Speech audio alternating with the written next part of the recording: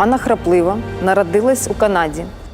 Вона з перших канадських українок пішла добровольцем до канадського армійського жіночого корпусу. Служила у Британії.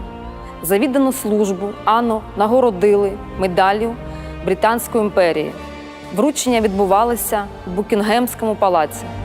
Після демобілізації Анна повернулася до Європи, щоб допомогти сотням тисяч українців, які боролися проти примусового повернення до СРСР, які хотіли жити в вільному світі. Українці в лавах Об'єднаних Націй перемогли агресора. Пам'ятаємо, перемагаємо.